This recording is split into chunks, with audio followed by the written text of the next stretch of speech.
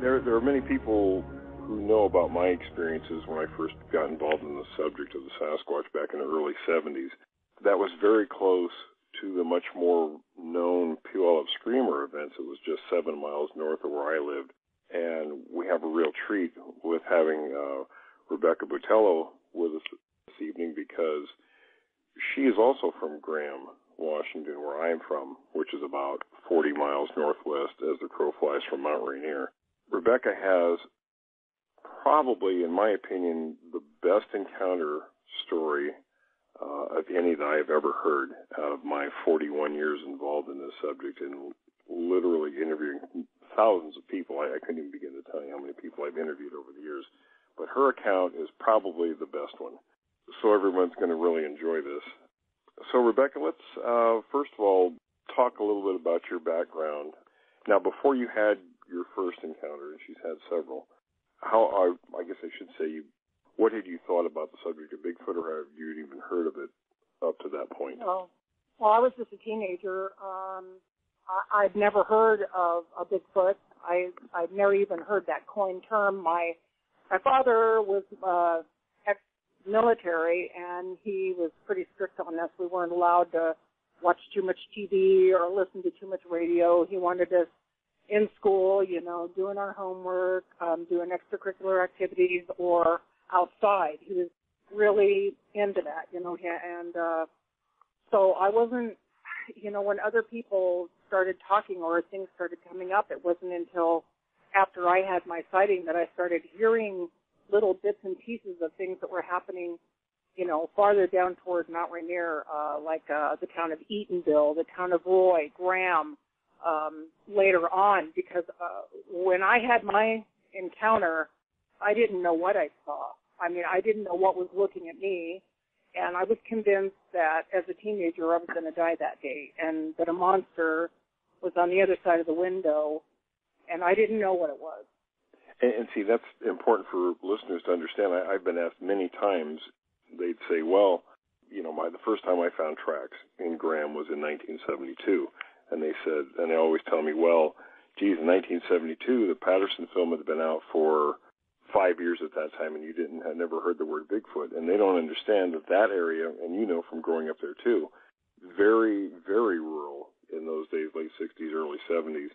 Oh, yeah. Mostly farming, and people just didn't, like you said, your parents were like mine. They insisted that we didn't spend a lot of time watching television. We had to pay attention to schoolwork and then work outside on the farm, be outside. So there were a lot of us who didn't catch up to those terms until quite a few years after they were, in the public domain. Let's, now what year was it that you had this encounter? This was in 1969.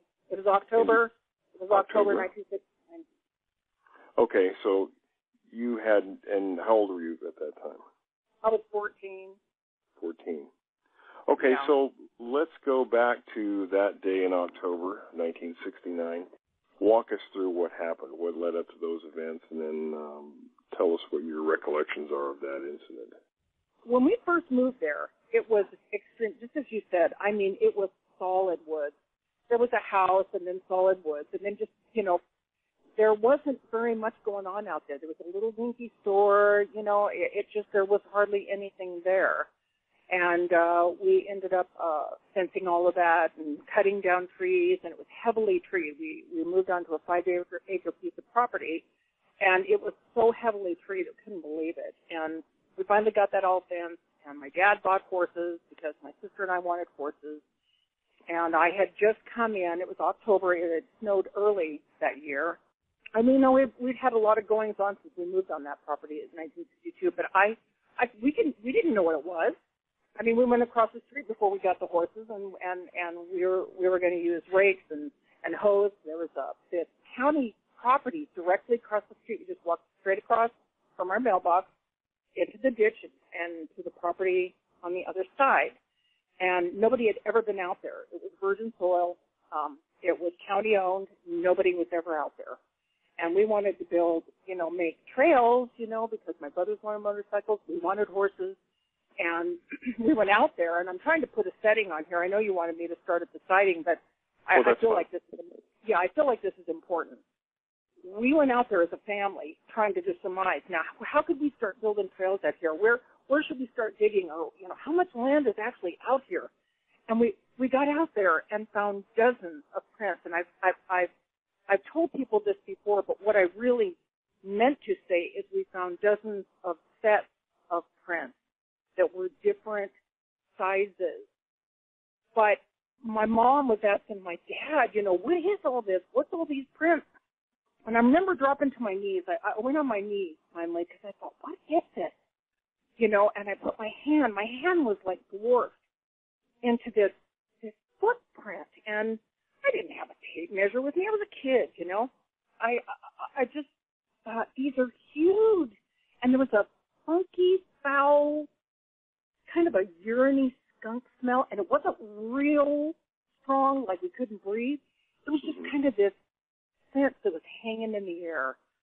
And we were all really uncomfortable. And I remember I was looking at these prints, and my dad finally got mad. And he goes, somebody's faking it out here. They're just trying to scare people. Come on, Louise, let's go. Get these kids and come on, And I just wonder, it makes me look back, and I'm thinking my dad knew more than what he ever let on, and he's passed away since. But, yeah. So that's kind of what started this, what's this, kind of deal. The years went on, and would always hear these strange howls at night, and eventually got, the place cut, the trees cut down, and post holes dug, and fence strung, and, barn built, and all that. Kept hearing noises at night, breaking branches, stomping around, and my dad always says, oh, it's deer, but the horses would always run, and they'd snort and look toward the woods, just snorting. It was always kind of an uneasy feeling. You always felt like you were being watched, but, when you're a kid, your dad says nothing, you just go, oh, it's nothing, and you kind of like override that sense to tell you that something's there. And that's kind of the way I live my life. My dad was really tough on us, and like I said, we were raised military, so we were kind of afraid of him.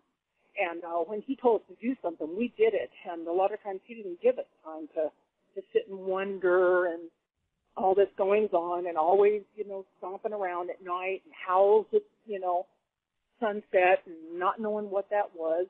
I'd come in, it was October, like I said, it had been we had kind of got early snow that year, just kind of this little dusting blanket of snow. Now, what time of day was this? Do you remember? I think it was about 4, kind of like right around 4 o'clock-ish, where it was, it was slightly, how it gets like it's starting to get dark, it's still daylight. Sun's kind of down, but it's still light. Yeah, you're kind of starting to lose light, but it's still light, and you can see everything around you, but you're losing light, and it's starting to get dim. Okay, that's what it looked like. Very rarely that we were ever allowed to watch TV. And like I said, I just gotten done feeding the horses, and I came in, and I thought, oh, my dad's outside. I'm going to sneak in and, watch some TV.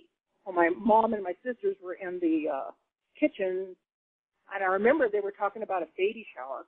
And I was the tomboy of the family, so I came in there, and there was a huge picture window in the living room. I took this wooden chair. It was a dining room chair, and I tipped it. I was sitting in it, and I tipped it back where I was actually sitting on the window, where your top part of your shoulders were actually leaning on the windows. Right. And I'm watching this TV show, and it hadn't been more than, I'm wanting to say it hadn't been more than 15 minutes that I was sitting there. And it was a funny show, and it was a comedy, and I was laughing, and I turned around, and I turned back, and I don't know how to explain this, but my mind just kind of flashed this picture, like, you just saw this, and I just kind of froze, and in my head I'm thinking, what did I just see? And I'm just sitting here thinking, okay, well, anybody in their curiosity, do you think if you thought you saw something like that, you're going to sit there and keep watching TV? No, you're going to turn around and look. So I slowly turned around because I thought, that's weird. And so I turned around, and I saw right there on the other side of the window, all that was between the window, me, the window, and it was a little brick planter box on the ground. They built from the ground up for flowers, It was about, the planter box was maybe a foot and a half, maybe a foot and a half from the house to the outside, you know what I mean? That's how wide it was. Right. And that's all, you know, and it was standing maybe, I would say half a foot. I'm going to say half a foot from it, but it was close enough where as it was standing, I couldn't see its feet because that planter box was kind of covering, you know, from my view. Right. Where I couldn't actually see its feet, but I could see down past its calf, you know, down that So you were probably less than 3 feet physically from it. I mean, it was right there. It was right there. And I turned around and I looked him right in the eyes. I looked him right in the eyes. And I know that other people have heard of this, but I felt like I was paralyzed. I had gone into shock. And his eyes were red, and he was not looking at me like he was very happy.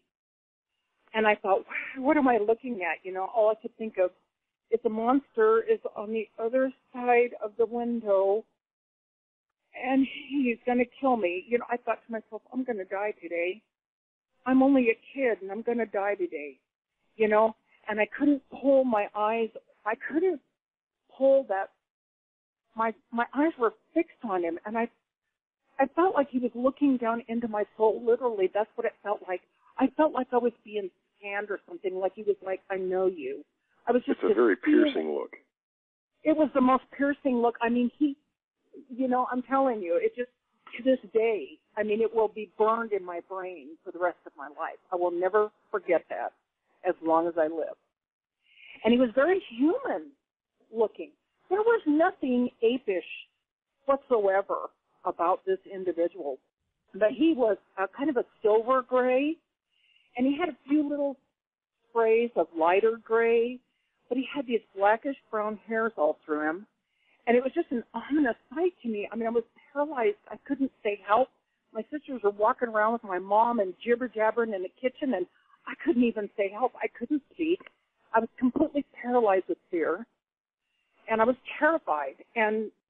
But I decided, you know, the only thing that I could move was my eyeballs. I literally was frozen in place. And I finally broke my stare from him, and I started looking at his shoulders, kind of analyzing, what is this thing I'm looking at? And I saw his I've never seen shoulders so massive in my entire life. My dad was like 6'1.5", and he was a burly guy. And I do not believe that I was exaggerating to say that it would take three of who had broad shoulders, three of him, to make one of these things from end to end. I mean, one of the shoulders of this thing would be the full size of a man. I mean, I was looking at this gigantic monster, and his head was up, you know, almost to the eaves of the house, looking down at me. And I was totally powerless. I was totally powerless at this thing. I noticed that his arms went down almost to his knees. I noticed that his hands were cupped, like the fingers were turned backwards, you know, kind of cupped backwards. So basically I was looking at his knuckles coming down. And I just, you know, that's kind of what I was looking at, his chest. He just looked like he looked like this monster bodybuilder. I mean, there was no fat on this individual. He was rock solid. And I would say that Wes and Woody will agree with that. Their sighting was very similar to that. Yeah. I was just thinking the exact same thing as she's going through talking about it. What did the face look like, Rebecca? I mean, what can you describe a little bit more of the face and what you saw in the eyes, the mouth? Okay. He had hair that came down his face. Well, first of all, let me start here. He didn't have one of those high conical heads like people talk about. This one had just a slight conical head. It just went up a little bit rounded. There was no point. There was none of that. You could see that it did go up a little bit, but his face was wide and rounded, very round, very full and thick. His hair came down his face, and he had hair growing on his face, too. You know, I've seen probably, I would say the majority of a lot of the pictures or illustrations that I've seen of individuals with no hair on their face. And that's not what I saw at all. What I saw was an individual who had hair coming down his face, covering his nose, hair that went over his lips, but I could see the lip line. And his nose looked more human. It wasn't this pushed-in, flat nose. It was more, I mean, I could see a bridge. I could see a mouth that went straight across, slightly curved down. His eyes were red. His eyes were like a glowing amber red. Almost looked like it was, I don't know, it was just almost like glowing. I don't know. You know, I don't know how to explain that. But his eyes were kind of an amber red, and the pupils were just piercing at me. Just piercing. Like, I mean business and I'm mad at you. You know, what are you doing looking at me? Or, I mean, I couldn't help it. You know, I couldn't pull away. I didn't see any ears because the hair was so long, and it came down all over his ears and kind of blended into his shoulders, kind of like what people call, now I hear people describe it as a mane, you know, kind of like a mane. But it wasn't that massively thick, but it was there. And he had a beard. He had this hair on his chin that came down, and his chest was so massive. There's like this hair on his chin matched his chest. He didn't have a neck. I mean, you know, there was no neck. There was just this massive head on these massive shoulders. His chest was just, his chest was huge. I don't know how to explain to you. He seemed to have kind of high cheekbones. His whole face was covered in hair, which doesn't seem to be typical of what a lot of people say or show. Well, you know, when I saw, and I'm sure it's two of the individuals that were part of that group, and the state trooper that I knew, Mark Pittenger, he saw that very same one that you saw walk in front of his car. What? Just Where south was of Puyallup. Was this in the same area? What's that? Was this in the same area? The same area, yeah. This was, you know about the Puyallup Screamer event. Oh yes, I do. I didn't learn about the Puyallup Screamer until like 2006 or something. I didn't even hear of that either, because when I had my experiences, the first two that I saw, I took flight. I quit riding my horses in the woods. I wouldn't go out and fish. I wouldn't swim out anywhere that looked like there's woods around me. I was terrified. It literally took me 15 years to get over that, to be able to face my fears and then be able to turn around and try to figure out, and go headlong into it and face it. And try to find out. I know, listening to your account, kind of makes the hair on the back of my neck go up, because, I had my encounter really not very far from where you lived. We only live a couple miles apart. With the same thing, the two individuals that I confronted in 1974, and it was around October also, and just about that same time of day, coincidentally, they gave me the same piercing look that kind of bore right through you, and the same description. They were massive, both of them.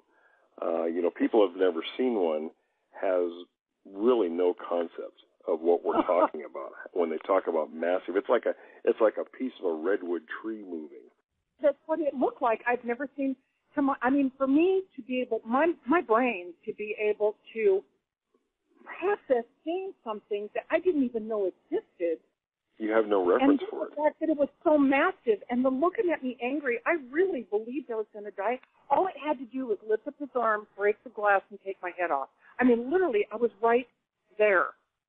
And I was thankful I had one of my rifles in my hands, because had I not, I don't know what I felt the same way. I felt like they would have taken my head off if they'd wanted to. They certainly could have. Did you? Can I ask you a question? Sure. Did you the one that you saw that was pretty much sounds like possibly the one that I encountered? Was the other one the same gray color? Actually, the two I saw were very dark brown or black. Oh, okay, I got that. I think I believe they were saying, because see, there were 3 of them in that area. In 72, we found tracks of 3 individuals, one really big one, and the other 2 were smaller. Pittenger, the state trooper, he saw the gray one that you saw. It walked right in front of his state patrol car. He was sitting writing out reports one evening, and it walked right in front of his lights. And he also found the tracks of all 3 of them. So those 3 came through that area every year for many years. I had reason to believe, because of so many incidences that happened on that property, that they hung out in that Fort Lewis reservation out there, and which was just like a block from our house. Yeah, right. And you could go across the street. I could ride my horse or a motorcycle across the street into the trails on the county there, and just go to the corner and go across the street and go riding on the reservation, and all sorts of stuff happened out there too. I saw all sorts of structures, heard branches breaking. So now let's go back a little bit before we go beyond that. Okay. So now you're standing there sizing this thing up. What happened next? He's just standing there staring at me, and I noticed, because, it's cold outside, and his chest is just heaving up and down, and this steam is just coming out of his nose, and he's just staring at me, and this steam. So I'm thinking, was he running? Did he run across the street and get a look at me? Or, I just had the feeling he had been running. I sat there, and I really cannot tell you the time frame of how long this went on, but it felt like forever. It felt like forever. I mean, I was just sitting there and totally like, somebody please help me before this thing kills me. And then I started talking to myself, and I started saying, okay, just turn around. I was in gymnastics at the time, and I thought, just turn around and jump out of the chair. Just turn around. I just kept telling myself, turn around and jump out of the chair. That was the only way I thought I was going to survive this. I managed to break my stare with this thing. I'd been staring at his body, staring at his arms, and at that point in time, I thought, I'm going to turn around, and I'm somehow, it's hard to explain, because my body, I couldn't get my body to move. I couldn't move, I was that terrified. I finally got a hold of myself, and I was managed to turn my head back toward the TV, which is in the inside of the house, away from it, which was behind me, and I was getting ready to jump, and I was just sitting there thinking, jump, and I was thinking, I can't. I just couldn't move. Well, the next thing I hear behind me is a car screeching to a halt. I mean, just screeching. And then it sits there momentarily, pauses, and then just burning rubber, and it takes off. And at that point in time, something happened with me with that sound, and I was able to jump out of the chair. And I literally was shaking and trembling, and I was walking toward the kitchen, and my mom runs around to say something to me. She was like, Peggy, what's the matter with Becky? Why are you? I was white as a sheet. She told me I was literally, every ounce of color had drained out of my face, and she knew that something had happened. Well, when when the shock started going away, I started to bawl. That's all I could do. I just was compulsively crying. And once I recovered from that, I was trying to tell him that something was out there, and I was trying to tell him what I saw, and my mom started heading for the door, and I said, don't go out there, and she hadn't seen it, and she didn't know what I was talking about, but she did go out there, and she found out, she said that something had been there, because there was a big muddy, messed up place in front of the window. Mm-hmm. But I was begging her, please come back in, please come back in. Here, I have to feed the horses. My dad, is very strict. I had to have the horses fed at 6 a.m. in the morning and 6 a.m. at night. And if my mom reported to my dad that I was 1 minute late, and I did that 3 times, he's going to sell my horses. So I had to get a hold of myself somehow, because I love those horses so much that I made myself go out in the dark, and I made myself come back. And I just literally, it was the most terrifying, traumatizing thing ever. And then when finally, it'd been about 6 weeks had passed, and I was kind of calming down. I was like, somehow or another, I kept thinking that was the only one. I don't know, I didn't know what it was. Did you worry about your horses at all during that time? Did you think the thing was... I was worried. Yeah.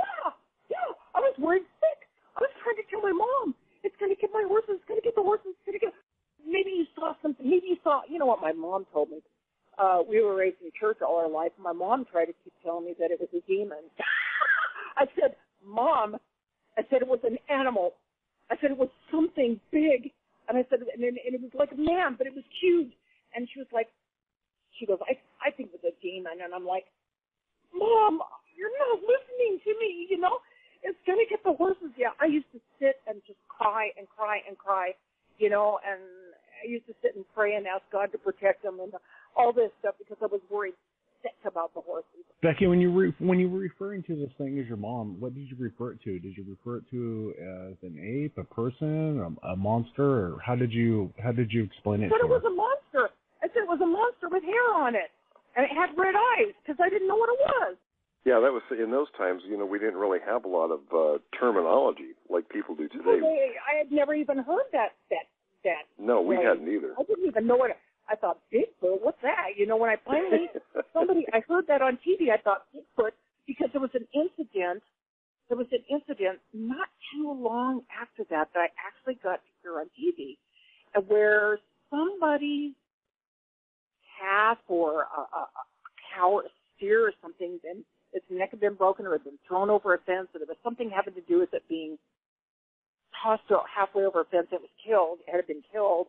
And then people were starting to report these sightings. And I was like, oh, my God, you know, that's those things. And so I went to my school library. I thought, I got to find out what this is. What was it that I saw? And I found this dumb little beat-up paperback book, and it showed, it said The Abominable Snowman. And it had a picture of this grayish-white creature with its arms out, and it's looking all menacing, and it's from the Himalayas. And I was so ignorant of what I saw that I still can remember what I said. I was thinking, what is that thing doing down here in my backyard? You know, I couldn't equate, I couldn't figure this out. And then when I started hearing stories, like people here and there starting to pop up with news stories here and there, I thought to myself, oh my gosh, something's going on. And then about 6 weeks later, after I saw this big guy, I was sitting on the floor in a different room on a Saturday morning. It was sunny, early in the morning. I got my chores done. I fed the horses, and I was playing paper dolls with my sister Roxanne. And her back, and this was the kind of house where the bedrooms had huge, like 2 windows, big old windows on both sides of this room. And I'm sitting on the floor, Indian style. She's sitting here with her back to the window. I'm sitting there on the floor facing the window, and we're bickering over these stupid little paper doll clothes, which one we wanted. And I feel this vibration, and I looked up, and here, just nonchalantly, casually, goes right by the window, just kind of this jog, was a littler one, the same color. And I just sit there with my mouth open. And my sister Roxanne looks up at me and she said, what? And I just looked at her and I go, never mind, nothing. She goes, what? And I go, nothing, let's just play. And I thought, I can't, in my head I'm thinking, I can't believe this just happened. My mom and dad will never believe me. And I never told them about that for years. And it wasn't until years later that my mom told me that she would see faces in the woods, in the trees, near where the horses were. They knew stuff. There were things that had happened. Yeah, we had an incident one time where something did approach the house at night, and it was a very foul stench, very foul. We could barely breathe. My dad shoved all his kids up in the inside wall of the house, and he pulled his shotgun out, and he opened up the window, and he was standing there with the shotgun facing the horses. And I'm crying and screaming, please, you're going to kill the horses, you're going to kill the horses. And my mom's begging my dad, and I'm going to shoot this thing. I don't know what it is, but I'm going to shoot it, And I'm like, no, you're going to shoot the horses, you're going to shoot the horses. I mean, we had so many things that happened on that property. Why do you think they were interested in the property? Why do you think that they were seem to be all over this property? I think that they were hanging out across the street in that county property. That's why there were dozens of prints. That's why there were tons of stuff out there. In the reservation, which was a block away, that Fort Lewis reservation, there is a researcher I know who knows someone who is a military personnel, who is active duty, and who does maneuvers with his troops or whatever out in that reservation, and has said to them, we run into them nightly. We're not supposed to speak of it, but we run into them every day that we have people out there. They throw rocks at our tanks, at our jeeps, at our, whatever we were in out there. They see them all the time out there in that Fort Lewis reservation. So I think that they've been out there. I think they've always been out there. And my dad bought that property, and the owners, I remember that the owners were real anxious to sell. I remember my mom and my dad were talking about, and I was listening to this conversation, they wanted to get out of there fast. And they dropped the price down on that house significantly to get out of there. Well, now, of course... True. That's true about the Fort Lewis area, because I was a sergeant there in 1980, and I had a 15-man squad with the 5th Air Cab, and we ran into one out there one night. Yeah, they're out there because I used to ride my horse, and then my dad bought me a Tennessee Walker, and I was like, I'd go out there all the time alone. And he was a real laid-back horse, real quiet horse, but branches would snap, things would go flying through the air, and he'd like jump. He kind of like jumped, and then he would just keep plodding along, and I was like, what was that? I wonder what made that noise. I mean, this is me not knowing anything. I was like, okay, well, that was kind of weird. Okay, well, we'll just kind of head back home now. But I used to go out there for miles. I used to go out there. My horse was so quiet that I could take a saddle and a bridle out. I could ride him out 10 miles out there, take a saddle and bridle, and just let him eat grass and just hang out, take lunch, and then saddle him back up and bridle him out and take him home. Boy, I'm wondering now, what would have happened if he would have run off and I would have been out there 10 miles out in the middle of nowhere, Would have been a long, scary walk home. I mean, how dumb can you get? I didn't know, though. I shouldn't say that about myself because I just Well, when you're a kid, know. you don't think about those things, Yeah, but after I saw that juvenile, go by, and it was a husky little guy. They're not little. No, but the thing of it is that he was right by the window when he went by, and I thought, what is going on here? All the lights were on. It knew I was there. It knew my sister was there. He didn't even care. And I thought, wow, I can't believe this is going on. Then we had another incident. My brothers decided to go camping one summer across the street, and they came back and accused my dad of scaring the living daylights out of them all night long. And my dad didn't go out there, and they were like, yeah, we know that was you out there stomping around and hitting the tent and making noises, and we know that was you, and it wasn't them. And I tried to say, it was that thing, shut up, Becky, you're scaring the kids. This kind of deal. I was always told to shut my mouth. I kept saying, that thing is out there. Did your father ever speak, or did he ever have anything to say after your encounters? Did he ever speak to anybody about him, or what did he have to say about it after all these happenings? My dad would never talk to his kids about it. He would never speak of it. We weren't allowed to talk. In fact, my mom made it sound like if I continued talking about it, I was going to get whipped, or I was going to get disciplined, really severely for talking about it. But there was an incident I found out from my mom that I never even knew about. Down toward Meridian on 224, someone had purchased a home, or they bought some property, and they had cleared out some trees, and they built a house on this property. Well, it wasn't too far from where we lived, My mom and dad went over there because they were invited to come see the new house. Well, the dad was gone to work, and mom and this teenage boy was there, and I guess as soon as they got into the house, they started hearing these screams.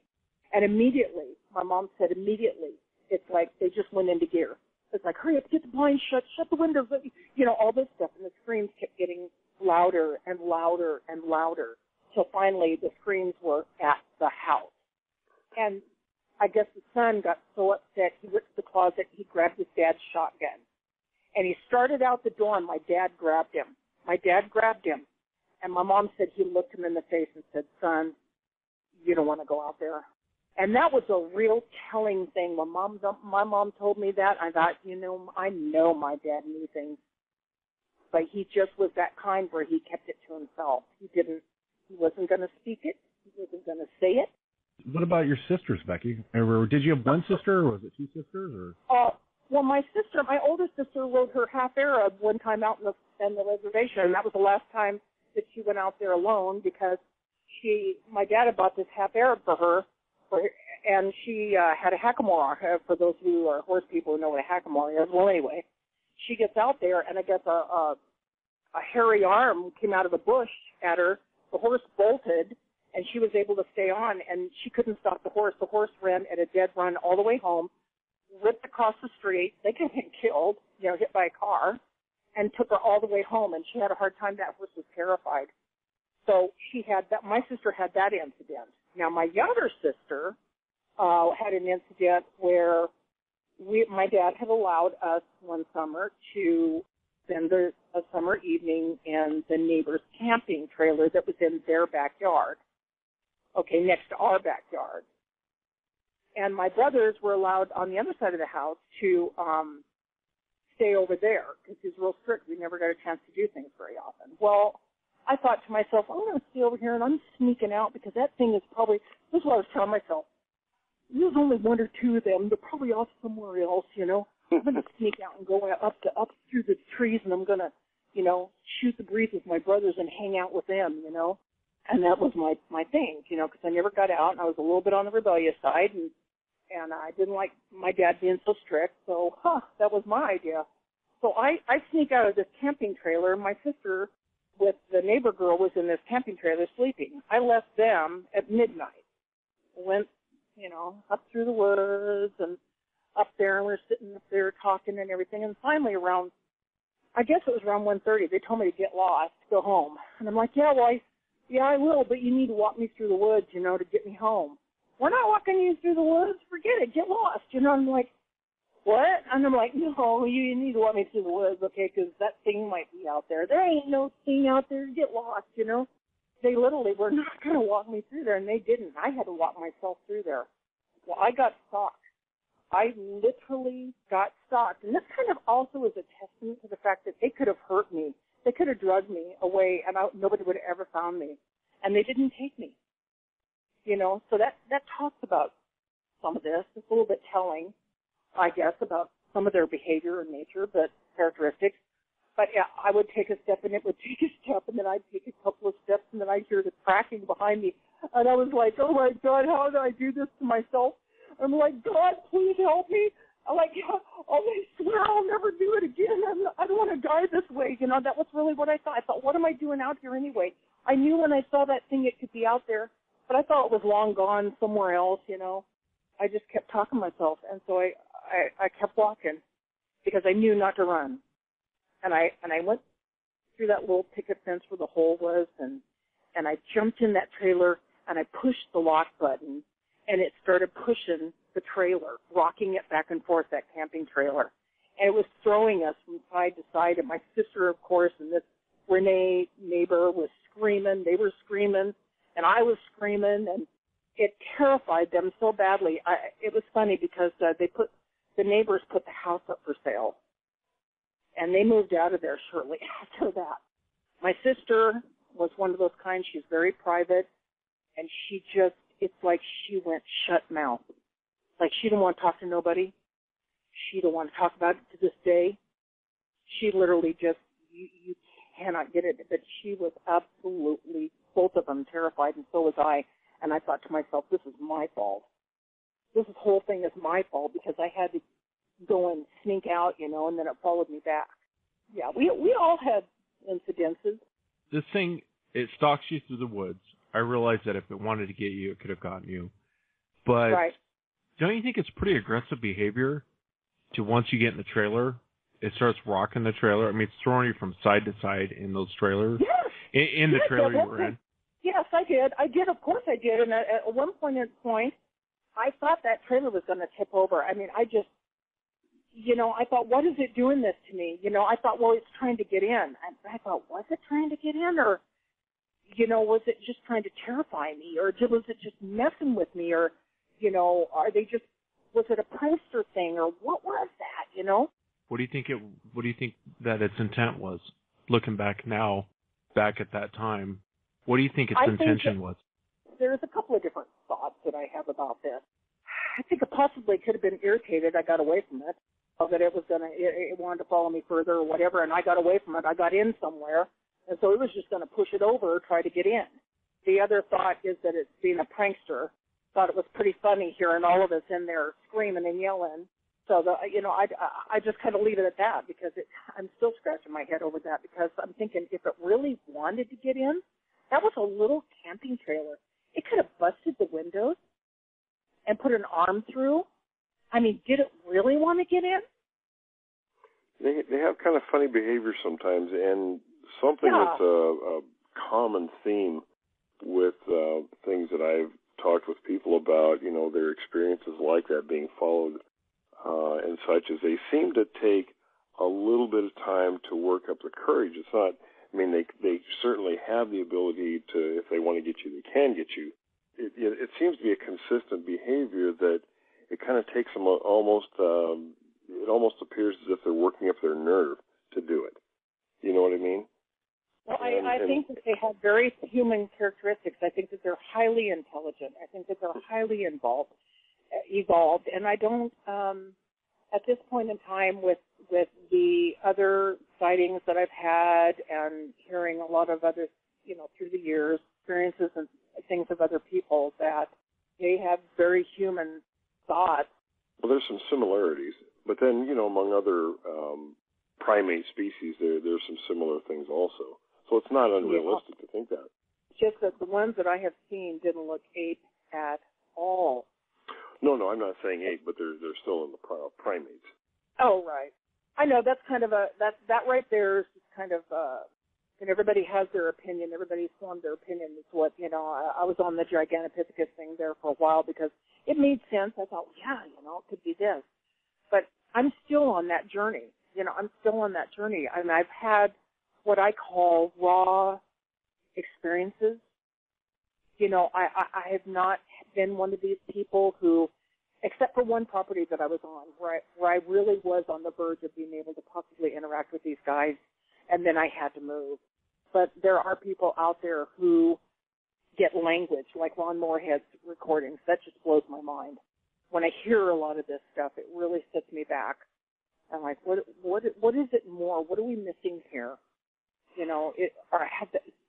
I wonder, I think at times that they were trying all this time to interact with me, and my fear had overtaken me, and I just couldn't allow myself. I just wanted to get away. I didn't want to be hurt. I didn't want to be harmed.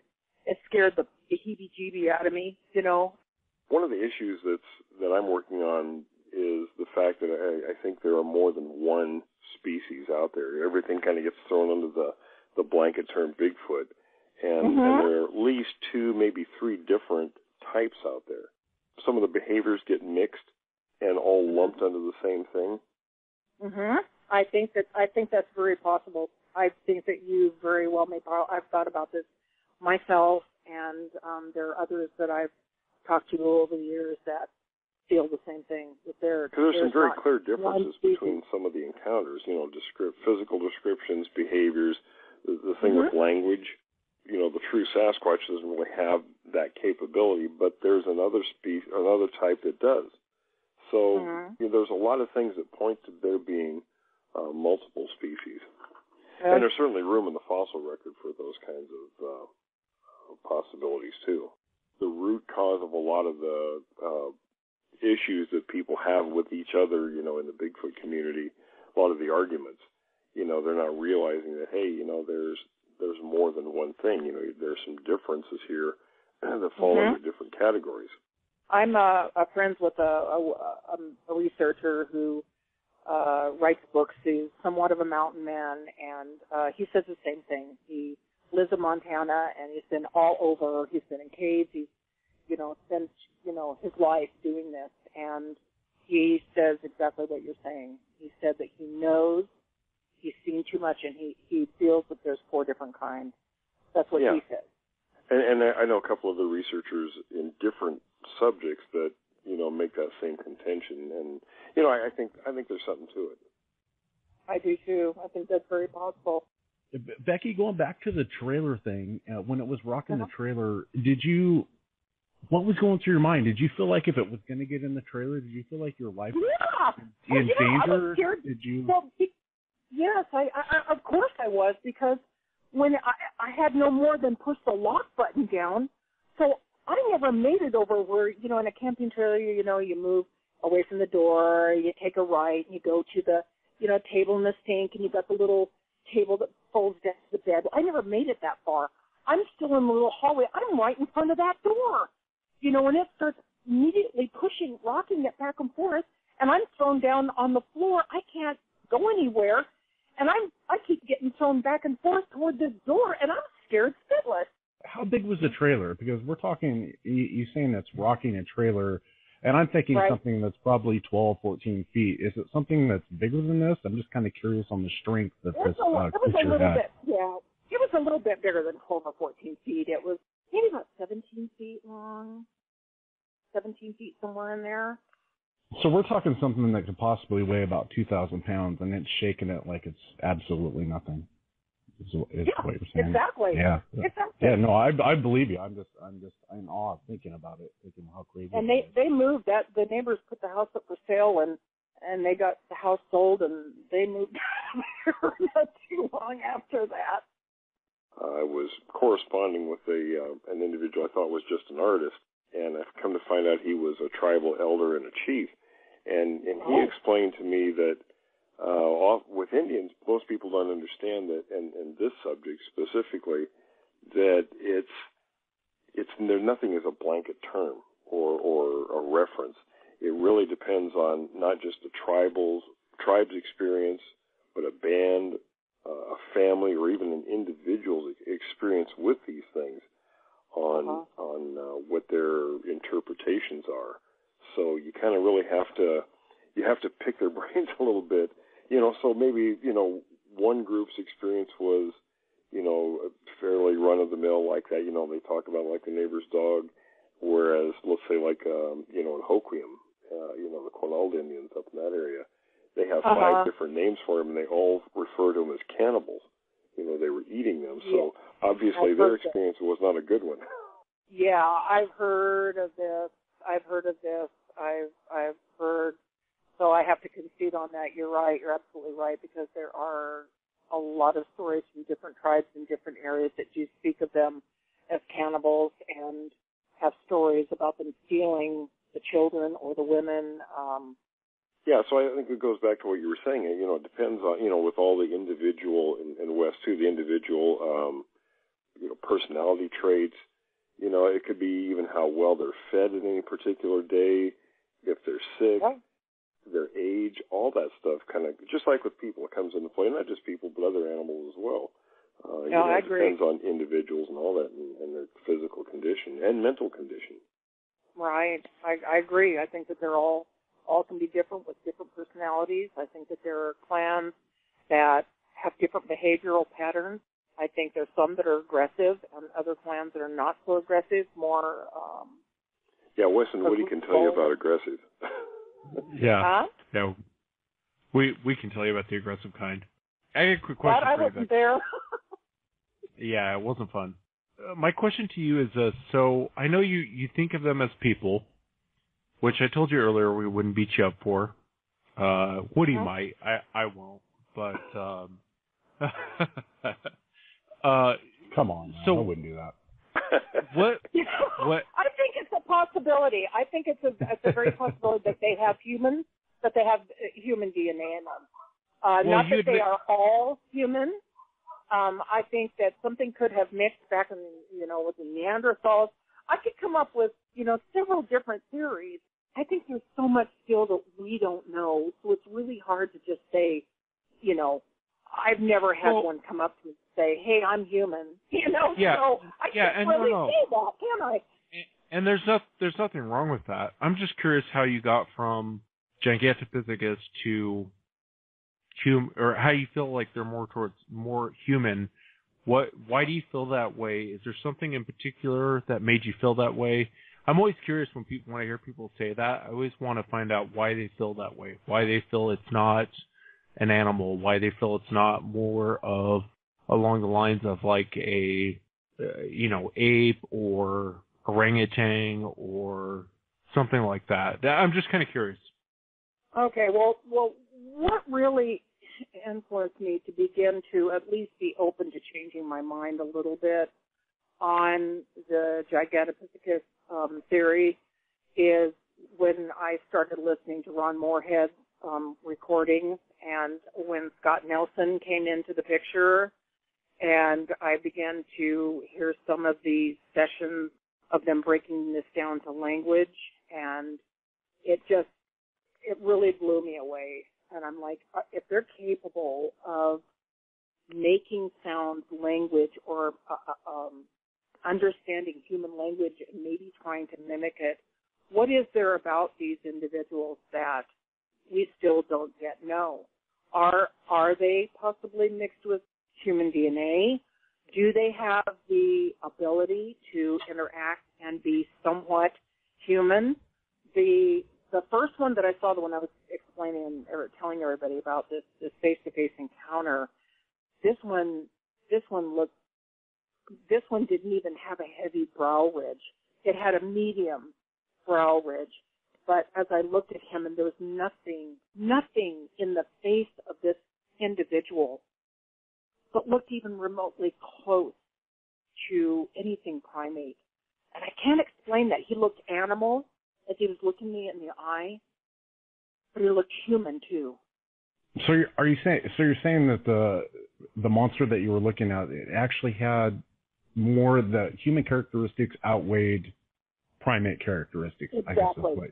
That's exactly what I'm saying. That is exactly what I'm saying. That's what I was kind of wondering when you were telling about your, that encounter, your face-to-face encounter, and you said that, it had hair on the face. Well, there's a lot of humans, a lot of males that have beards. And then you said that it looked more human, and I was kind of curious, and kind of along the same questions of what Wes was asking, is what were the human? I guess what I'm trying to say, what were some of the human characteristics of the face? And you kind of already answered that, I guess, about the brow ridge and whatnot. What was going through your mind other than it being a monster? Were you like, this is like some superhuman thing? Did you really? I mean, what were you thinking?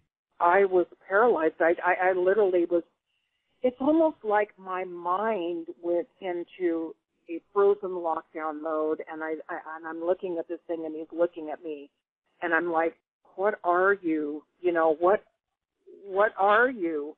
And was there any noises? Did it have any vocalizations or anything? Was it at me? No, he was just breathing, heaving up and down.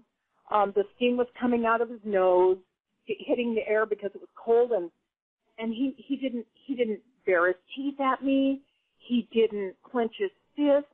He just stood there real quiet and just stood there, slightly moving, just slightly moving from side to side, just barely moving, and just kind of was in this stance, making his presence known. I don't know if I turned around, caught him by surprise. Maybe I wasn't supposed to see him. Maybe he's just going to run by. I don't know. But he was standing there like, what are you looking at me? Why are you looking at me? And I was like, what are you? It's just kind of like, what am I looking at? It's a monster. I don't know how else to explain that to you. Yeah, no, that's crazy. What other, besides your face-to-face encounter and then the one in the trailer, what would you say is the most craziest thing that you've ever seen as far as all your encounters? Would it be your face-to-face? Would it be the trailer one? Would it be something else? The face-to-face one was just the most... That's kind of hard to beat, right? Well, it's the most profound, the most significant, the most troubling, the most traumatizing thing that I could have ever... I just can't even begin. And then all these years later, all these many years later, still, I have a hard time hearing people who had, an encounter like this. And I'm like, how is it that I was just 14 years old in this thing? Have you been back to that property since since then? Well, my mother still lives there. My mom still lives on that property. Is there still things happening? Is there still things going on there? There is in that area. Well, she had a dog. She had a dog. The dog has passed away now. But there were things that I believe her dog went out there one night and kept barking and kept barking. There were times that she told me that he would just go out in the middle of the night and just start barking at the woods, barking. And one night she went out and came back with an eye out, whimpering, and this dog's eye had been put out, and she had to take him to the emergency vet to be treated. So we don't know at this point. I don't know if a raccoon could do something like that. I'm not sure. In that area, about a year ago or less, I have to be careful of my wording because I promised to protect the identity of this person because of his professional standing. Just wanted to sort of get the incident off his chest, but in that very area near where your mom lives, he and another gentleman went out there it was involving a sale in that area of timber, and they encountered one. Yeah, so they are still in that area occasionally. Well, I do believe that, and I'm going to tell you, I had a girlfriend, a happy girlfriend, whose daughter, it was about 4 years ago, I want to say 4 years ago, she ran away from home. She had a car, but they got in an argument, and she ran away from home. Well, she ended up driving down that same road right out there by the thrift area. Okay, parked her car in some driveway, some dirt driveway someplace there, and she was sleeping in her car, trying to stay away from her mom. Well, she had an experience where one night she was hearing these noises, and she raised up over the dashboard to look, and she saw these sets of eyes squatting down like these. She could see these silhouettes, like she said, they were standing up and then they'd squat down, and then they'd stand up and they'd squat down.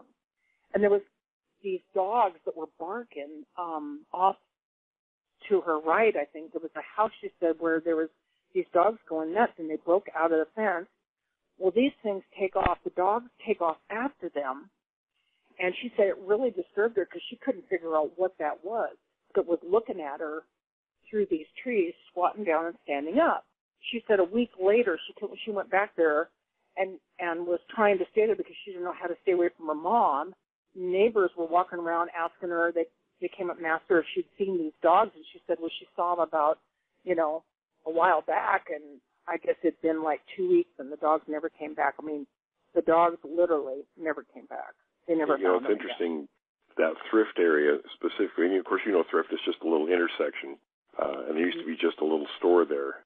In 1981, one of my younger sisters, in fact, the one that used to make fun of me the most for, when we found tracks the first time, and I wouldn't even tell them, because they made fun of us so bad when I actually encountered those two.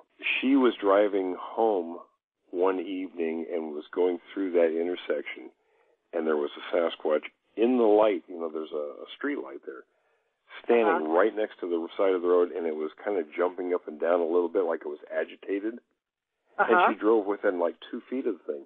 And then, and she didn't tell me for years. I went up to visit her one time, and my brother-in-law went to another room for something, and she says, you can't tell Bill, I got to tell you this.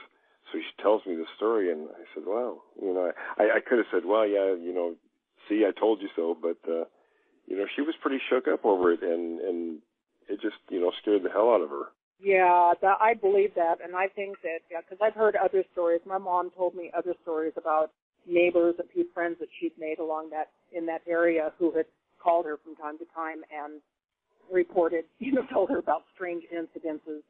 And people don't understand. Nobody talked about it in those days because there were a lot of incidents in that area. I can tell you a funny one real quick. My mom went to down the road on that same area that you're talking about to a lady's house, and there's a bunch of ladies there, and she was having a Tupperware party. And, of course, this is back in the day, having a Tupperware party. That's right. Yeah, so there was this funky foul smell, and they were in the living room, and I guess this lady kept hearing some noises, or everybody in there in the living room, who were looking at the Tupperware kept hearing this noise and smelling this smell, and the lady jumped up. Okay, this is interesting. My mom says the lady jumped up, just grumpy as heck. Oh, excuse me, I'll be right back. You know, kind of like that, just matter-of-factly. Mm-hmm. Walks over to the kitchen, slams the kitchen window, and my mom went in there and goes, "What, is everything all right? What's wrong?" She goes, "Oh, it's that thing." She goes, "Always shows up over here looking through my window," and she goes, "I'm tired of it." Oh, good Lord. You know, and I'm like, "What?" And I said, "Mom, you know what that was?" And she goes, "I know, but she acted like she was more mad at it than she was scared." And I'm like, "I can't believe it." And this is Jesus. She was one of those old grumpy farm ladies, you know. She's one tough cookie. I bet she could work a shotgun. She'd be out chasing it with a stick. Yeah. You're gonna tell me you actually grabbed the broom and chased it down? I would have liked to have her in the car when I had my encounter instead of Woody. Yeah. We need to take her. We need to take her out with us. Like, oh, that's hilarious. She was sick and tired of that thing showing up and looking at us through the kitchen. She always shows up, you know, and I'm like, what? I would be terrified. I'd be like, you know, and she didn't act that way at all. She acted more mad and grumpy and cranky over the whole deal. What are some of the things that you're doing now? I mean, are you still, I can't imagine that you're not interested in the topic. What are things that you're doing now, and how has your opinion changed of them? Well, that's why I said I'm still on this journey. I'm still on this journey, learning journey. I'm very humble. I don't think that I'm anything special. I guess I have had some pretty phenomenal experiences. I don't have my own page. I don't, you know, get videos and post them and try to get all this attention because I'm not interested in that. I'm more of a background kind of person. But I took you know, I've taken about 3 years off here and there because I blew 2 discs in my back. I had to have surgery, and then I just had another surgery October 8th. But in between there, I found an area in Puyallup. I'm not going to name the area, but there's a few researchers who are very well known, and one from the DFRO. Well, don't name it, but go ahead and what's the GPS of it? I'm just joking. You want the GPS of it? I'm just joking. It's somewhere in the vicinity of South Hill, Puyallup. That's all I'm going to say. Nice. I'm just playing with you. Go ahead. That's all I'm telling you. But I started getting some interaction out there, and I didn't realize it. I found this one area. I kept feeling like I wanted to go in there, and I thought, you know what it is about this place. So I went in there, and I spent the last 2.5 years going in there, and I found this one stump, and I thought, you know, I don't know why I'm getting these strange bird calls. I found I would go in there and find I would go down a trail, and I would turn around to come back, and I would find I found a bird that had its head pulled off, and it had been set right in the trail that I had just gone down, and it wasn't there before. And then I found a rock on a stump. I'd gone farther into the woods. I was traipsing around looking, and I came back, and there's this rock sitting on this stump. And I thought, And I thought, you know what? I'm gonna try something. I'm gonna start doing what some of these other people are doing, and I'm gonna start setting up a gifting area.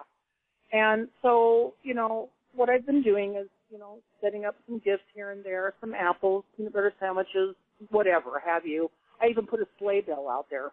Well, all of a sudden, things started happening summer before last, and I was given just an excellent, a beautiful rock stack that was left for me on this stump, and I was blown away when I found it. And the rock stack, the top rock was set. I don't know how that was set like that. I have a picture of it, and for those who, you know, want to friend me on Facebook, you can go to my profile page and you can see the pictures, some of these pictures. For those who may already be part of the International Society for Forest People, Tom Cantrell actually went out there with me at one point, and I found a rock that had a face like a mouth engraved on it. I mean, I don't know what some of these people out here think about gifting, but it is real because it's been happening to me. Sleigh bell. I've been given 2 rock stacks, a sleigh bell that I had put in a certain pattern with some other food had been taken and put behind the stump, like something jammed its hand in there and made a ledge out of it and hid it behind the stump. It was pretty funny, actually. I thought that was kind of cute. But that's been happening to me. And my friend, I've been kind of teaming up with Judy Feliski. I'm not sure who knows her out there, but she's got a great dog, Thurston, and we've been visiting some places. We've gone out a few times with Barb Shoup in Greenwater, which is a very interesting area, Greenwater. And her and I with Judy, did a night sit out there, I guess you could call it. We went traipsing out through the night, and she's got a great dog, too. And we had something approach us. I'm not sure what it was, but something was out there, and we thought we'd heard a call of some type. In my area, I've heard some rock clacking. I've heard whistles. There was a pretty amazing structure that was just maybe 20 feet from the gifting stump. So I'm just doing what I can, I've been trying to recover from this surgery, so I really haven't been able to do exactly what I want. But yeah. Judy and I have been out in, I said I can imagine with back surgery, having the blown disc. Yeah, it would be tough. It's real depressing. It's really depressing because my heart, I want to get out there and I want to do some stuff, and it's like you cannot. You have to recover. And and then now this other surgery, so I have like another month of recovery time, and then maybe in the spring. But Judy and I have had some incidences at a cabin that she has taken me to a couple of times this summer at Ocean Shores, and we went to Quinault National Forest and went through there, heard some interesting stuff, and found some interesting stuff. And but then National Forest, you usually do. What did you hear? No matter which one you're in. What did you hear by chance? What were the things you heard? Calls, like howls, like little whoops, here and there. And her dog, Thurston, picked up on it right away. And we would look at each other like, oh, did you hear that? Yeah, I'm like, yeah, I heard that. You've lived out in the woods, so I mean, you know the different animal sounds. So I'd imagine you pick up on it pretty quick. Oh yeah, like the howls in the property that I was raised on, the one that I was talking about originally, and these howls I'd hear every night at sunset. It's like the whole family would hear it. We would just look at each other like, what is that? What is that? That's not like any animal I've ever heard. So on the gifting, you called it a gifting stump. Do you ever get suspicious of maybe someone's messing with you? Maybe I say this respectfully. I think I'd be a little suspicious if like somebody left me a pile of rocks or somebody left me. I don't know. I mean, are you ever suspicious? Or have you ever stop and think? I don't know. Maybe. I guess I don't know how to ask the question. I guess I'd be a little bit suspicious of what goes through your mind when you leave something and then you come back and then there's a pile of rocks or there's something's been changed of the area. Is it? Well, the only reason, I'm on that train. I thought about that. I thought about that. The day that happened, there was nobody out there at all. And when I found the first one, the top rock almost looked like it defied gravity. I don't know, or defied physics. It should have fallen. I don't understand that. Still to this day, I don't understand how that one rock could stay or be placed in some of these rocks were positioned where they should have fallen, and they were so perfectly balanced that I was just amazed. I was absolutely amazed. And, sure, of course. Of course I thought, I wonder if somebody did this. Is it possible? I'm sure it is possible. I know that other people have had the same thing happen after leaving food gifts and things like that. So they're supposed to be among some people say that there is quite a significance and that other people have been given these rock stacks and that it's not uncommon, actually, that it has happened. I was left a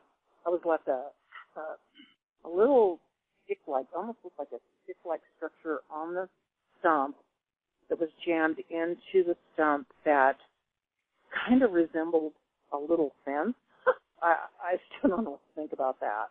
So, of course, you want to debunk everything. You don't want to just go running out there and going, oh my gosh, look what was given to me. Of course, that's what did you say it resembled? It does appear, huh? What did you say it resembled? It resembled what now? It kind of resembled, it was like an intricate little fence. Kind of looked like a little fence structure. I got you. Had been, little sticks that had been jammed into the top of the stump and crossed over, laced through, and it kind of looked like a little fence-like structure, and I thought, that's weird. Of course, I'm not going to, it's definitely possible. It's always possible that someone did that. Given as many encounters and situations that I've been through, you sit around and you wonder, is it possible? Did I just get given a gift? And then I've talked to other people who've also had the same thing happen to them in very, very remote areas where nobody was also. And it was known Sasquatch, it was a Sasquatch area. No, and I appreciate it, Becky. I was just kind of curious on if that crossed your mind or. Sure it did. It's hard to relate to something like that until you've experienced it. I guess I haven't experienced that, but that'd be one of the first things that goes through my mind. But if you're out in an area to where no one knows about the stump, no one knows about the gifting stump, and you show up and there's your thing's gone and something else is there. I could see where you would go with that, where you would think, well, it was, especially if it happens repetitively and over time, And I didn't mean to cut you off. I'm sorry. I was just kind of say that another reason that I kind of accepted that that's a possibility is because of an area I lived in Puyallup, lined by woods behind my house. I've seen them. They've allowed me to see them. And they would take garden ornaments, out of my garden and give me rocks. One time they threw a big chunk of wood at my house, and the whole place just vibrated. I'd just gotten home from work, and I thought, what is going on, So, I know that the give and take thing, that they have the capability of, like they took a really cool garden globe-like thing that I had, gave me a rock instead, But it was a pretty cool rock, actually. It almost looked like a petroglyph, almost looked like a person had been engraved on it or something. It does. It actually looks like a petroglyph of some sort. I've had a couple of experiences after that were just something that I could not explain. And, I have a hard time bringing up one of them because I don't want to come off as one of those people that, what do they call the tin hat people? Or I don't want to come off as this. You hear these stories where people make fun of people when they talk about certain phenomena or abilities of Sasquatches, and other researchers or other people make fun of them saying, oh, you wear a tin hat too? I'm not one of those people, but when I moved to this property... I was going to tell you, I'll tell you a crazy thing that happened to me and Woody, then hopefully you'll tell us ours, but if you're just going to go and tell us yours, then go ahead. Oh, I had moved to this property in Puyallup. And I knew that when I got there, it was the strangest feeling. I had this strange feeling come over me, and I don't know why. But I kept looking at the woods, and I kept thinking, am I going crazy, or is there something going on here? Anyway, so I moved in. My son had the first experience where he was leaving the house, and something shook the tree beside the place and scared the living daylights and growled at him. He calls me from the neighbors and tells me, I'm not coming back there. Something scared. I've never heard anything like that before. Okay. Well, then on Saturday morning, something was tapping on the window, and I was still sleeping. It was early morning hours. It was just the crack of dawn. And I kept laying there thinking, what is tapping on my window? Is there a new neighbor or something? Somebody's in trouble or what's going on? And it kept tapping. Well, by then it's starting to get a little bit lighter. So I get up and I go to the window. I go down the hallway to the living room, and I go to open up the drapes. I have no explanation for this. I'm standing there. I open up the curtains to see the back of a very large, very tall, black Sasquatch walking away from my window, and it just kind of vaporized. It kind of vaporized before my eyes, and I thought, I just sit there and shook my head like, what just happened? What just happened? And I never told anybody for a long time because I thought, this is ridiculous. I don't know what I did. I just saw what just happened. That same one, though, I saw twice more. And he was solid in his body or whatever. I saw him. He let me see him. And then I saw another one on that same property. And this one was pretending that it was trying to be part of the tree. And that blew my mind. That one right there blew my mind because it never dawned on me that perhaps this may be a way that they hide. I saw it literally trying to pretend, putting its arms across the limbs and, pretending to be part of the tree. And I got so close to it, I actually walked up to it because I was leaving for work and I thought, why does that tree look funny? And I got out and I walked up there and I literally backed up. I backed up because I thought, why is it doing this and why am I so close? I'm getting away. So I left, but it just blew my mind. I've had some pretty amazing experiences, and I don't know. Yeah, I've heard that before. I've heard that one before, believe it or not. I never have. I think you and I talked about that earlier, and I've heard of a few encounters where the person who is recounting the encounter, they say that the Sasquatch kind of put its arms up and was still like a tree, almost like it was trying to mimic a tree. Mimic a tree. I mean, it stood there and it was like, I forget one of the encounters that actually was in Washington as well. It happened to a logger. He was walking up this road and he came upon one and it froze and kind of put its arms out and just kind of froze there.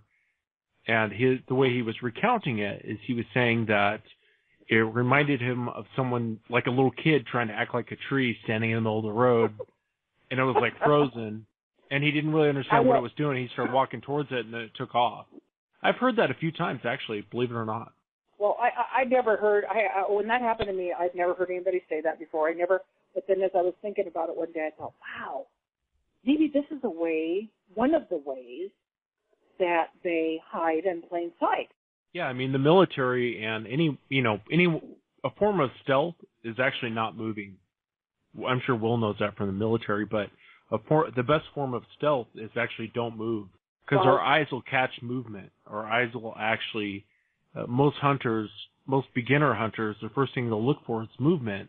The best stealth out there is not to move. Don't move, and your eyes won't pick up on what you're seeing. This one was looking up, and it was in a frozen state. It was looking up, and it wouldn't blink. It wouldn't move. They just kept looking up. And I thought, I cannot even believe that I'm this close to this thing. I better back up because I still did that. That was pretty amazing that I got that close to that thing and I didn't get attacked. So that kind of freaked me out a little bit because I thought, wow, that thing was like maybe, I don't know, 40 feet from my house. I know that the four of us, we don't have to. We all know that there's a Sasquatch, and we don't. No one has to prove anything to us. But what is your opinion as far as what is it going to take for the rest of the world to prove to them that there is a Sasquatch? Is it going to take a body? Is it going to take DNA? What are your thoughts on that? I at this point in time, it seems to me from everything that I've heard that I'm not even. I don't believe in killing them. I'm sorry. I do not believe in killing them. I don't think that's the right thing to do. I think it's wrong. Maybe, I guess, if they had one right in front of them, would they even still believe it then? There would probably be a lot of naysayers then. I think that, it really is going to take each and every person. It's going to take people actually having their own encounters, seeing and experiencing the presence and the sight of one of those, as far as I'm concerned. I mean, DNA, yeah, that helps. DNA helps, but does it? All these people coming forward and saying, hey, I got DNA, I can prove it.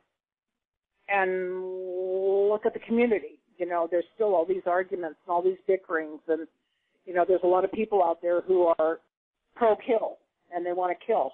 I'm really sad for that. I wish that wouldn't happen. I'm sorry. I'm one of those people who don't believe in that. But if one was to be recovered, I mean, okay, let me say what, this. What if it was a mean Bigfoot? The government knows a lot. Huh?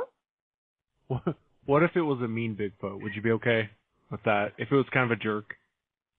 If one was shot and it was on it and it was trying to kill a man and it had intent to kill and the man was defending itself, just like if somebody broke in my house and I had to defend myself, then what can you do? You're defending yourself. Yeah. Then I guess what is. But for somebody to just go out in the woods looking for one and just shoot it, it's just senseless to me. But what in the event. What if they shot one that was kind of a jerk, though? I'm just joking. I'm sorry. I know. But why would it be? Will, you want to take over here? A lot of different directions with that. This is where Will chimes in and cleans up your mess, Wes. What if it was protecting its young? What if it had babies right next to it? What if its mate was right behind it? What if its family and clan was right there and it was responsible for protecting? I don't know. There could be different reasons why it was being a crank, I just wish that people wouldn't think of shooting one to prove its existence. I would much rather people start stepping forward and telling the world, hey, by the way, I saw one. Or, people coming forward and realizing, I'm not out to prove it. I know they exist. Right, and that's like the four of us here. None of the four of us have to prove that to anybody. Yeah. We all know because we've seen it. The military knows. The government knows. During the Mount St. Helens, when Mount St. Helens blew up, they know. Actually, let me clarify something on that. I was a key sergeant in the unit that did the work in Mount St. Helens, and none were found there. And I know that for a fact because I was there. So that story was incorrect? That's incorrect. That's baloney. That was I know the person who made up that story, and it's all crap. I was there, and I knew all the pilots, and they knew what my hobby was at the time, and I would have been told, behind the scenes. Becky, you're not alone on that, because on a previous show, I asked you the same question. Well, remember that? Because I heard the same rumor. Right. Yeah, that's one that's floated around, and there's some people in the community that, keep pushing that, and it's, and I'm here to tell you, I was there personally. I was a sergeant with the 5th Cavalry, and I know exactly what was going on there, and there was nothing like that found. Well, I stand corrected. I'm glad that you told me that story, but now I know the truth behind this. A lot of the animals, animals have a sense for things, and we talked about this a couple of shows ago about, sound, infrasound and things like that. And animals know, like when a volcano is going to erupt, the herds of elk, everything cleared out of that area. So pretty much the only thing that was found dead up there were people. That's interesting that you brought that little thing up too, because in the 1964 earthquake, everything quieted down around that property for like a month. We never heard a peep or nothing when that earthquake hit out here in 1964. Everything quieted down for about a month. Yeah, animals know that. They hear that stuff, and they know when something is impending, it's dangerous. Yeah, this is interesting. I'm glad you told me that. Yeah, so it's that's something that people that get involved in the whole Bigfoot thing don't think outside, the boundaries of what they think they know. And I've done this for 41 years, and I'm still learning a lot of stuff, and I hear people that have been involved in this 20 years that think they're experts. And I just shake my head. I shake my head, and they think, you guys don't know anything. And most of them, they call themselves experts, have never even seen one, so. No, I'm far from an expert. I've just had raw experiences, and I share them with whoever wants to listen. I am far from an expert. None of us that have seen them think we're experts. We know we're not. No, absolutely not. Absolutely not. And we're probably 100 times ahead of the experience curve than these other folks, and they really need to kind of have a little humility and look at the bigger picture. I agree completely. The thing about it too, and Becky, you could probably agree with me, and I'd like to have your opinion on it too, is we've kind of talked a little bit about before on the previous shows and in private conversations, and you take people that actually have had an encounter, they're probably some of the most critical people there are as far as making the assumption that it's a Sasquatch or Bigfoot right away. Absolutely. And there's some of the best. I don't know what's the word. Critics? Would that be the best word? Yeah, skeptics, critics. As far as what they saw, they try to rule out everything before saying automatically it's a Bigfoot. But you take people that actually, and I hate to say this, and I don't want to make anybody upset, but you take people that haven't had an encounter, and they automatically assume everything is Bigfoot. Everything's Bigfoot. It shook our tent. We heard this, we heard, and it's like, well, come on, I mean, I don't know. I think once you've seen one, you have to second guess everything, because partly it goes back to that shock, and all of us know what that shock is, seeing these things, and it kind of, shaking your whole frame of reference in life. So you sort of, when you see something else, it's like, is that what that is? You start thinking a lot more about, than just jumping to the conclusions, oh, Bigfoot did that. You make a decision based on everything you've seen instead of automatically making an assumption, I think is what it is. Absolutely. Yeah, I agree with you. I totally agree with you. I think that of the ones that I've seen, most of them were up close to the point where I knew what they were. And each time that it happened to me, I felt that shocking sensation go over me again, like realizing. Yeah, you don't get used to it. My brain trying to take it in again and saying, each time I was like shaking and like, did I just see again what I just thought I saw? Is that what, and you're looking at it and you're thinking, oh my gosh, here we go again. Because when you're so close, there's no mistaking what you're seeing. I saw one again in 1988 and had exactly the same feeling. Yeah, it's a shock. I don't know. It shocks your whole system. Yeah. It kind of shakes your framework, Yeah. I mean, it's an interesting thing. I'm cautious when I go out in the woods because I do feel like there possibly maybe more than one type, and I think they are individual, and I think that there some are very aggressive, and some that are not quite so aggressive. And I think a lot of people just go running out in the woods thinking, oh, they all love it. They all love us. They think they're Harry and the Hendersons. I jokingly tell people, that they go running out thinking they're Harry and the Hendersons, and they're setting themselves up to be a meal, and that's just a bulk joke, But if you go running out there, I mean, it's not just the Sasquatch or the other species. There's bear, there's cougar, there's everything else. You can't just run out like an idiot and think you're going to grab one by the butt hairs, and drag him in. You better have your wits about you and use a little brain power. Otherwise, you're going to be in trouble. Whether it's getting lost or getting hurt out there, or running into an animal that is a bear or cougar or something that's not exactly friendly. I agree with you. I totally agree with you. Or a Sasquatch that's ill-tempered. I mean, you just don't know. I think I would rather run into a cranky Sasquatch, I think, than a cougar. I'm really apprehensive about that one. I mean, that one's dangerous. And especially today, there's so many more of them around. Yeah, and now I do have one more thing that I'm going to follow up with. I'm going to tell you about it. It is in Pierce County also.